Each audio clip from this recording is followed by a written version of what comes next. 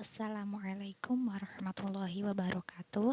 Perkenalkan, nama saya Novianti Anissa Putri, NIM 1930310048. Saya dari kelompok 1 mata kuliah Tasawuf Sosial. Nah, saya akan melanjutkan materi dari Mbak Vanessa. Tentunya udah pada mengerti kan ya apa yang dijelaskan oleh Mbak Vanessa.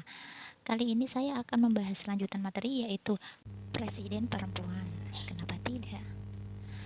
Nah, kepemimpinan perempuan banyak dilarang para ulama dengan mendasarkan argumennya pada firman Allah Subhanahu wa taala dalam Quran surah An-Nisa ayat 34, yaitu yang berbunyi Ar-rijalu qawwamuna 'alan nisa, yang artinya laki-laki itu adalah pemimpin bagi kaum perempuan. Nah, nih di sini nih dijelaskan asbabun nuzul yang bermula dari kisah Sa'id ibnu Rabi'. Diriwayatkan bahwa istrinya Habibah binti Zaid ibnu Abi Hurairah telah berbuat nusyuz atau durhaka atau menantang keinginan Sa'ad untuk bersetubuh. Karena perbuatannya itu, ia ditampar oleh suaminya. Kemudian istrinya mengadukan pada Rasulullah Shallallahu Alaihi Wasallam dan meminta untuk membalas perbuatan suaminya. Dan Rasulullah memutuskan untuk mengqisah Sa'ad. Namun begitu kisah akan segera dilakukan, Nabi memanggil pasangan tersebut dan memberitahukan ayat yang baru turun melalui malaikat Jibril, yakni ayat yang disebutkan di atas, sehingga Nabi membatalkan perintah qisah terhadap Sa'ad. Dari sini dapat dipahami kemudian bahwa pemakaian ayat tersebut untuk mengharamkan kepemimpinan perempuan di luar urusan ranjang jelas sangat lemah. Ayat tersebut juga bukan berupa kalimat instruksi atau amar, melainkan hanya bersifat khobariyah atau berita. Dengan demikian, akurasi soal hukum wajib atau haramnya ternyata kurang efektif. Pendapat ini dilakukan oleh Ibnu Jarir at-Tabari yang membenarkan kepemimpinan perempuan.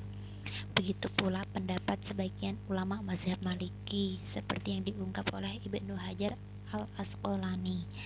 Dalam lintas sejarah di bumi Mesir juga pernah muncul seorang penguasa putri dari dinasti Mamalik yang bernama Ratu Syajaratub Dur. Begitu pula di Aceh Darussalam, putri istana yang menjadi raja atau sultan.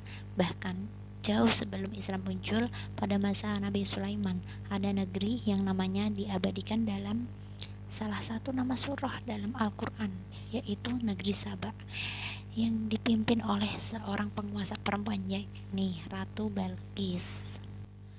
Selain ayat tersebut yang melarang kepemimpinan perempuan, juga berargumen pada hadis sahih yang dirawayatkan oleh Imam Bukhari.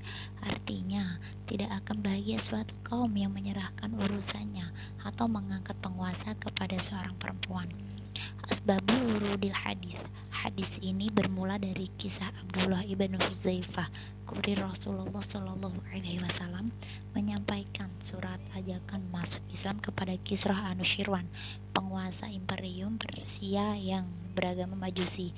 Ternyata ajakan tersebut dianggap sinis oleh Kisra dengan merobek-robek surat Nabi tersebut. Dari laporan tersebut, Nabi Shallallahu Alaihi Wasallam memiliki firasat bahwa imperium Persia kelak akan terpecah belah, sebagaimana Anushirwan merobek surat itu. Tidak beberapa lama kemudian, firasat itu terbukti. Imperium itu jatuh ketika dipimpin putri Kisra yang bernama Buron. Dari sinilah muncullah hadis ini. Pernyataan Nabi sangatlah argumentatif karena kapabilitas Buron yang lemah dalam manajemen kepemimpinan. Dengan latar belakang hadis tersebut, tampak bahwa hadis tersebut bersifat kasuistis atau kondisional. Objek pembicara Nabi bukanlah kepada seorang perempuan, melainkan hanya tertuju pada putri Anushirwan yang kredibilitas kepemimpinannya sangat diragukan.